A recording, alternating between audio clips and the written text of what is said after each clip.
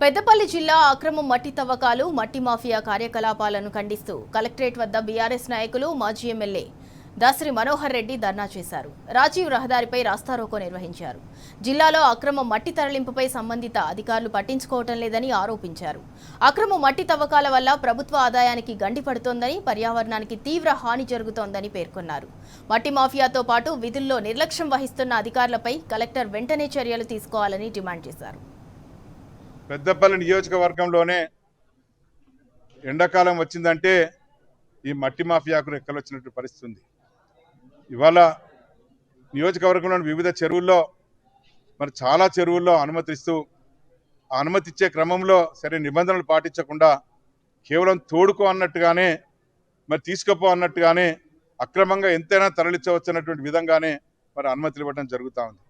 వాస్తవంగా మట్టికి పర్మిషన్ అనుమతి ఇవ్వాలంటే ఇరిగేషన్ శాఖ వారు చెరువులోకి వెళ్ళి ఏ ప్రాంతంలో తీయొచ్చో చూసి దాని కొలతలు వేసి ఎన్ని క్యూబిక్ మీటర్ మట్టి తీయొచ్చో లెక్కలు వేసి అంతవరకే దాన్ని రికమెండ్ చేయడం జరుగుతూ ఉంటుంది. దాని ప్రకారమే కలెక్టర్ గారు గతంలో అనుమతి ఇచ్చినట్టు సందర్భాలు ఉన్నవి. కానీ ఇప్పుడు అనుమతి ఇచ్చే క్రమంలో మరి టిప్పర్ల చొప్పున అనుమతి ఇచ్చి ఇవాళ తోడుకో అన్నట్టుగానే అక్రమంగా మట్టి తరలించడానికి దోహదం చేయడం జరుగుతూ ఉంది.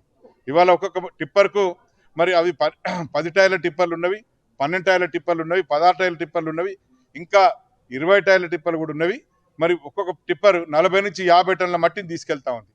మరి దీనికి అనుమతి ఎంతకి ఇచ్చినారు, ఎన్ని క్యూబిక్ మీటర్లకు ఇచ్చినారు, ఎన్ని టన్నులకు ఇచ్చినారు, ఆ లెక్కలేవి లేకుండా కేవలం టిప్పర్ లెక్కన ఇస్తే ఇవాళ ఒక్కొక్క టిప్పర్కు డబుల్గా తీసుకెళ్ళి ఇవాళ ప్రభుత్వానికి మనం నష్టం చేయడం జరుగుతూ ఉంది.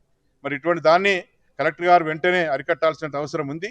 ఈ రకమైనటువంటి ఈ మట్టి దొంగల్ని వారిపైన చర్య తీసుకొని వారు మళ్ళీ భవిష్యత్తులో ఇటువంటి జరగకుండా మరి కఠినమైన చర్యలు తీసుకోవాలని చెప్పి కలెక్టర్ గారిని కోరడం